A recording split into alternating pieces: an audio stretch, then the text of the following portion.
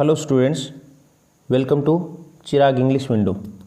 आज की क्लास में हम पढ़ने जा रहे हैं शेक्सपियर की poem the seven ages of man. The seven ages of man, जिसकी theme seven ages of man, और हम कह सकते हैं इसकी थीम फिलोसॉफी भी है। फिलोसॉफी, इसमें कवि जो है वो संसार को एक स्टेज बता रहा है और आने वाले सभी पुरुष और स्त्रियों को केवल मात्र कलाकार बता रहा है। देखो पोइम पढ़ते हैं। All the world is a stage, पूरा का पूरा संसार एक स्टेज है। And all the man and women, और सारे पुरुष और स्त्रियां मेरली ओनली प्लेयर्स, कलाकार हैं। पूरा संसार एक स्टेज है, इस पर आने वाले सभी पुरुष और स्त्रियां केवल मात्र कलाकार हैं। स्टार्टिंग की दोनों ही लाइनों में मेटाफर का यूज किया है। पहली लाइन में संसार को स्टेज बताया है और दूसरी लाइन में पुरुष और स्त्रियों को कलाकार बताया है।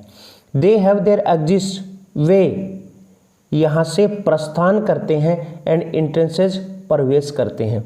वे पुरुष और स्त्रियां इस स्टेज पर आते हैं और यहाँ से जाते हैं।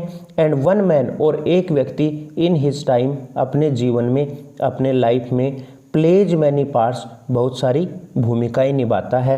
His acts being seven ages, उसके कार्यों को 7 अवस्थाओं में बांटा गया है।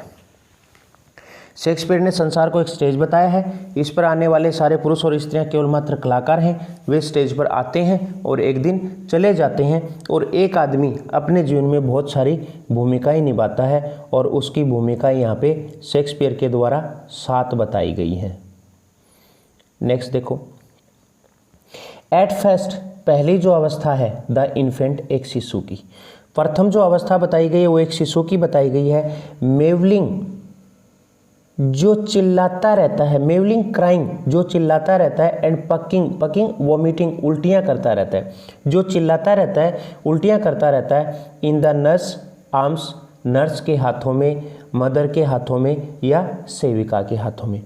पहली अवस्था में शेक्सपियर ने इतना ही बताया कि पहली अवस्था में मनुष्य एक शिशु के रूप में होता है, जो 2 ही काम करता है, मेवलिंग और पकिंग का, और कंप्लीट रूप से अपनी नर्स पे डिपेंड रहता है, निर्भर रहता है। नेक्स्ट देखो, second age. Then the whining school boy, whining का शिकायत करता हुआ, स्कूल बॉय स्कूल जाने वाला लड़का। तब शिकायत करता हुआ स्कूल जाने वाला लड़का, विद हिज सैचल, सैचल होता स्मॉल बैग, अपना छोटा थैला लिए हुए। एंड शाइनिंग मॉर्निंग फेस, देखो यहाँ पे फिर मेटाफर का यूज हुआ है।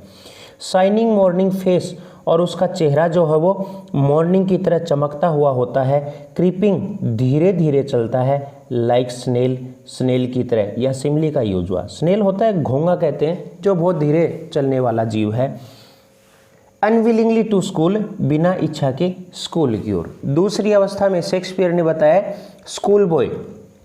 स्कूल बॉय नहीं हो सकता आदमी, सब आदमी नहीं हो सकते, पर यहाँ पे उसके जैसे गुण इसमें बताए गए हैं कि हमेशा जो है वो शिकायतें करता रहता है, और अपना छोटा सा बैग लिए हुए होता है। उसका चेहरा जो है वो मॉर्निंग की तरह चमकता हुआ होता है।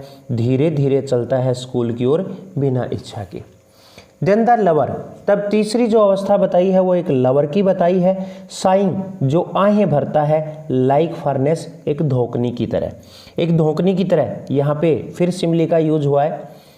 जो आहें भरता रहता है एक धोकनी की तरह। With A woeful ballad, woeful ballad sad song, जो सैड सॉन्ग गाता रहता है, जो विरह गीत गाता रहता है। मेड, लिखा हुआ। टू हिज मिस्ट्रेस आईब्रो, उसकी प्रेमिका की आईब्रो के लिए। शेक्सपियर ने फर्स्ट जो स्टेज बताई है वो इन्फेंट की बताई है। सेकंड जो बताई है वो किसकी बताई है, स्कूल बॉय की। और थर्ड जो है वो बताई है एक लवर की। अब देखो next stage, fourth stage. Then a soldier, तब एक सिपाही।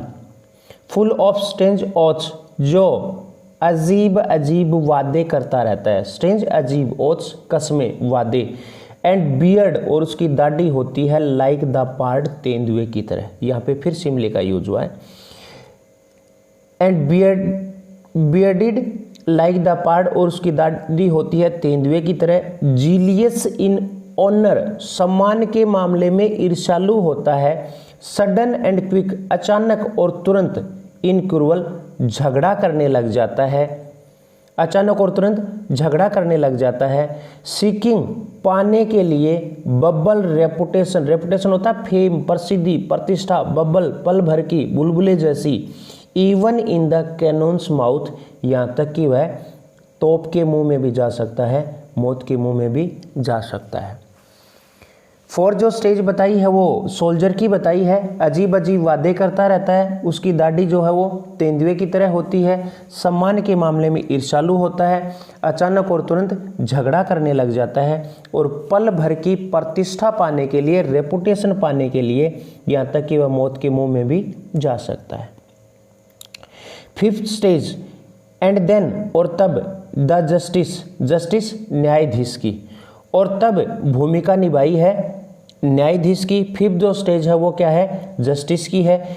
इन फेयर, अच्छी, राउंड, गोल गोल, बेली, स्टोमक वाला, विद गुड, जिसमें अच्छे, कैपोन, चूजे, लाइन भरे हुए होते हैं। यहाँ पे थोड़ा सा शेक्सपियर का इशारा क्या है कि उसके पेट में अच्छी सी मुर्गियां भरी होती हैं, मीन्स थोड़ा सा रिश्वत टाइप का इस प्रकार का कार्य इस स्टेज में आदमी करने लग जाता है। विद आईज सेवर, जिसकी आंखें सीरियस होती हैं, गंभीर होती हैं। बियर्ड ऑफ फॉर्मल कट, और यहाँ उसकी दाढ़ी होती है औपचारिक कटिंग वाली, फॉर्मल औपचारिक कटिंग वाली। फुल ऑफ वाइज साज, जो कहता रहता है, वाइज बुद्धिमत्तापूर्ण, साज कहावतें, एंड मॉडर्न और आधुनिक इंस्टांसेस उदाहरण देता रहता है। एंड सो ही प्लेज, और इस प्रकार से वह निभाता है हिज पार्ट, अपनी भूमिका। 5th जो स्टेज बताई है वो किसकी बताई है, जस्टिस की बताई है, जिसकी फेयर और राउंड बेली बताई है, जिसमें अच्छे से कैपोन भरे हुए होते हैं, चूजे भरे हुए होते हैं, जिसकी आंखें गंभीर होती हैं, उसकी दाढ़ी जो है वो फॉर्मल कट की होती है, और बुद्धिमत्तापूर्ण कहावतें कहता रहता है, आधुनिक उदाहरण बताता रहता है, और इस प्रकार से वह अपनी भूमिका निभाता है। अब देखो 6th और 7th stage. In the 6th age shifts, छठी अवस्था आ जाती है इनटू द लीन, लीन होता है दुबला पतला, स्लीपर्ड, चप्पल पहने हुए, पेंटालून, पेंटालून के रूप में। देखो छठी अवस्था में व्यक्ति जो है वो दुबला पतला, चप्पल पहने हुए, पेंटालून की तरह हो जाता है। पेंटालून कौन है, पेंटालून इटली के नाटकों का एक हास्य पात्र है, जो कमज़ोर सा होता है, ढीले से कपड़े पहने हुए होता है, और उसके आँखों पे चश्मा चढ़ जाता है, चप्पल पहने रहता है, कमज़ोर सा हो जाता है। उसी से तुलना किए 6th स्टेज में शेक्सपियर ने मनुष्य की। विद स्पेक्टेकल्स ऑन नोज, जिसके नाक के ऊपर स्पेक्टेकल्स आ जाता है, चश्मा आ जाता है। एंड पाउच ऑन साइड, और पाउच चमड़ी एक थैली के रूप में ऑन साइड, साइड में लटक जाती है। हिज यूथफुल, उसकी युवावस्था की, होज, जुराबें, वेल शेव्ड, जो उसने अच्छे तरीके से बचा कर रखी थी। ए वर्ड, एक संसार हो जाती हैं। टू वाइड, अत्यधिक ढीला, उसने युवावस्था में जो जुराबें बचा कर रखी थी ना, वो एक चौड़ा संसार हो जाती हैं। फॉर हिज श्रंक, उसकी सिकुड़ी हुई सेंक, टांगों के लिए। युवावस्था में उसकी जुराबें जो बचा कर रखी हुई थी, जब उसके पैर स्ट्रॉन्ग हुआ करते थे उस समय उसने बचाई थी, आज उसके पैर कमज़ोर हो गए और वो उसके लिए एक ढीला संसार हो जाती हैं, एक चौड़ा संसार हो जाती हैं। And his big manly voice, और उसकी बड़ी सी मर्दानी आवाज़, मैनली वॉइस मर्दानी आवाज़। टर्निंग अगेन, फिर से मुड़ने लग जाती है, फिर से बदलने लग जाती है। टुवर्ड्स की ओर, चाइल्डिश, बच्चे जैसी। टेरिबल पाइप्स, तीखी आवाज़ के रूप में, बच्चे जैसी तीखी आवाज़ के रूप में उसकी वो मर्दानी आवाज़ फिर से होने लग जाती है। एंड विसल्स, और सीटियाँ मारने लग जाता है। इन हिज साउंड, अपनी आवाज़। 6th स्टेज में शेक्सपियर ने वर्णन किया है कि इस स्टेज में व्यक्ति पंटालून की तरह हो जाता है, जो नाक पर चश्मा पहने हुए होता है, जिसकी चमड़ी साइड में लटक जाती है। युवावस्था में उसने जो जुराबें बचा कर रखी थी वह उसकी सिकुड़ी हुई टांगों के लिए एक ढीला या चौड़ा संसार बन जाती हैं। और उसकी जो बड़ी सी मर्दानी आवाज़ है वो फिर बच्चों जैसी तीखी आवाज़ के रूप में बदल जाती है और उसके मुँह से सीटियाँ निकलने लग जाती हैं। जब वो बोलता है तो सीटियाँ निकलने लग जाती हैं।